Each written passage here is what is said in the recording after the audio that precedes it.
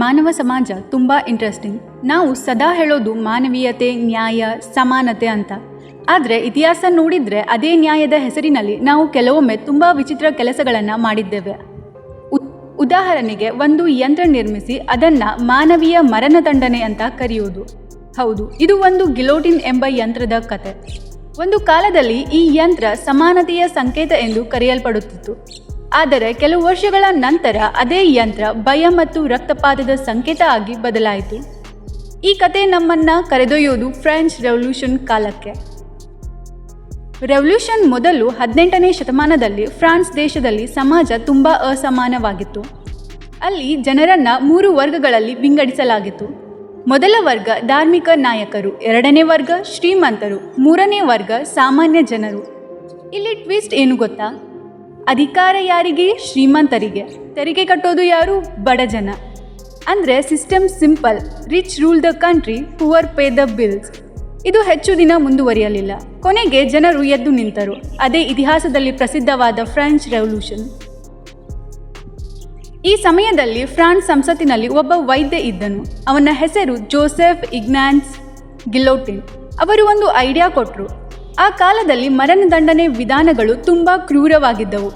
ಕೆಲವರಿಗೆ ತೂಗು ಶಿಕ್ಷೆ, ಕೆಲವರಿಗೆ ಕತ್ತಿಯಿಂದ ಕೊಲೆ, ಕೆಲವರಿಗೆ ಸುಟ್ಟುಕೊಳ್ಳುವುದು. ಗಿಲೋಟಿನ್ ಯೋಚಿಸಿದರು, ಇದರಲ್ಲಿ ಸಮಾನತೆ ಇಲ್ಲ. ಅದಕ್ಕಾಗಿ ಅವರು ಒಂದು ಪ್ರಪೋಸಲ್ ಕೊಟ್ಟರು. ಎಲ್ಲರಿಗೂ ಒಂದೇ ರೀತಿಯ ಮರಣದಂಡನೆ ಇರಬೇಕು. ಐಡಿಯಾ ಕೇಳಲು ತುಂಬ ನೋಬೆಲ್, ಆದರೆ ಸೊಲ್ಯೂಷನ್ ಏನು ಗೊತ್ತಾ? ಒಂದು ದೊಡ್ಡ ಯಂತ್ರ, ಮೇಲೆ ಒಂದು ಬ್ಲೇಡ್, ಕೆಳಗೆ ಒಂದು ಫ್ರೇಮ್. ಲಿವರ್ ಬಿಡುತ್ತಿದ್ದಂತೆ ಒಂದೇ second, game over. Welcome to guillotine. Guillotine design ತುಂಬ ಸಿಂಪಲ್. ಮೇಲೆ ಒಂದು ಭಾರವಾದ ಲೋಹದ ಬ್ಲೇಡ್, ಕೆಳಗೆ ಮರದ ಫ್ರೇಮ್, ಮಧ್ಯದಲ್ಲಿ ವ್ಯಕ್ತಿಯ ಕತ್ತು ಇರಿಸುವ ಜಾಗ. ಎಕ್ಸಿಕ್ಯೂಷನರ್ ಲಿವರ್ ಬಿಡುತ್ತಿದ್ದಂತೆ ಬ್ಲೇಡ್ ಕೆಳಗೆ ಬೀಳುತ್ತದೆ ಮತ್ತು ಕೆಲವೇ ಕ್ಷಣಗಳಲ್ಲಿ ಮರಣ. ಆ ಸಮಯದಲ್ಲಿ ಜನರು ಇದನ್ನು ಕರೆಯುತ್ತಿದ್ದದ್ದು ಫಾಸ್ಟ್ ಆ್ಯಂಡ್ ಹ್ಯೂಮನ್ ಎಕ್ಸಿಕ್ಯೂಷನ್. ಹೌದು, ಮಾನವೀಯವಾಗಿ ಕೊಲ್ಲುವ ಯಂತ್ರ.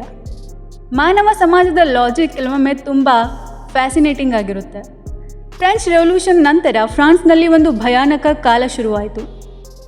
ಅದನ್ನು ಕರೆಯುವುದು ರೈನ್ ಆಫ್ ಟೆರರ್. ಈ ಸಮಯದಲ್ಲಿ ಸರ್ಕಾರಕ್ಕೆ ವಿರೋಧಿಯಾದವರು ತಕ್ಷಣ ಶತ್ರು ಎಂದು ಘೋಷಿಸಲಾಗುತ್ತಿತ್ತು ಮತ್ತು ಅವರ ಡೆಸ್ಟಿನೇಷನ್ ಗಿಲೋಟಿನ್. ಸಾವಿರಾರು ಜನರನ್ನು ಸಾರ್ವಜನಿಕವಾಗಿ ಗಿಲೋಟಿನ್ ಮಾಡಲಾಯಿತು. ಪ್ಯಾರಿಸ್ ನಗರದಲ್ಲಿ ಎಕ್ಸಿಕ್ಯೂಷನ್ ಒಂದು ಪಬ್ಲಿಕ್ ಈವೆಂಟ್ ಆಗಿ ಬದಲಾಯಿತು. ಜನರು ಕ್ರೌಡ್ ಆಗಿ ಸೇರುತ್ತಿದ್ದರು. ಹೌದು, ಇದು basically history version of life show. ಇಲ್ಲಿ ಒಂದು ದೊಡ್ಡ ಐರನಿ ಇದೆ. ಒಂದು ಕಾಲದಲ್ಲಿ ದೇಶವನ್ನು ಆಳುತ್ತಿದ್ದ ರಾಜನೇ ಗಿಲೋಟಿನ್ ಆಗಿದ್ದರು. ಅವರು ಲೂಯಿಸ್ 16. 1793ರಲ್ಲಿ ಅವರನ್ನು ಸಾರ್ವಜನಿಕವಾಗಿ ಎಕ್ಸಿಕ್ಯೂಷನ್ ಮಾಡಲಾಯಿತು. ಕೆಲ ದಿನಗಳ ನಂತರ ಅವರ ಪತ್ನಿ ಮ್ಯಾರಿ ಆಂಟೋನೆಟ್ ಅವರಿಗೂ ಅದೇ ಶಿಕ್ಷೆ ನೀಡಲಾಯಿತು. History sometimes has a dark sense of humour. ಒಮ್ಮೆ ಥ್ರೋನ್ ಮೇಲೆ ಇದ್ದವರು ಕೆಲ ತಿಂಗಳಲ್ಲಿ ಎಕ್ಸಿಕ್ಯೂಷನ್ ಪ್ಲಾಟ್ಫಾರ್ಮ್ ಮೇಲೆ. ಇಲ್ಲಿ ಮತ್ತೊಂದು ವಿಚಿತ್ರ ಸಂಗತಿ: ಎಕ್ಸಿಕ್ಯೂಷನ್ ನೋಡುವ ಜನರು ಒಂದು ದೊಡ್ಡ ಸಂಖ್ಯೆಯಲ್ಲಿ ಬರುತ್ತಿದ್ದರು. ಕೆಲವರು ಕುಟುಂಬದವರ ಜೊತೆ ಬರುತ್ತಿದ್ದರು, ಕೆಲವರು ಆಹಾರ ತೆಗೆದುಕೊಂಡು ಬರುತ್ತಿದ್ದರು. ಇಮ್ಯಾಜಿನ್, ಇಂದಿನ ಕಾಲದಲ್ಲಿ ನಾವು ಸಿನಿಮಾ ನೋಡಲು ಹೋಗುವಂತೆ ಅವರು ಎಕ್ಸಿಕ್ಯೂಷನ್ ನೋಡಲು ಹೋಗುತ್ತಿದ್ದರು. ಒಂದು ದಿನದಲ್ಲಿ ಹಲವಾರು ಎಕ್ಸಿಕ್ಯೂಷನ್ ನಡೆಯುತ್ತಿತ್ತು. ಒಂದು ಯಂತ್ರ, ಒಂದು ನಗರ ಮತ್ತು ಹಲವಾರು ತಲೆಗಳು.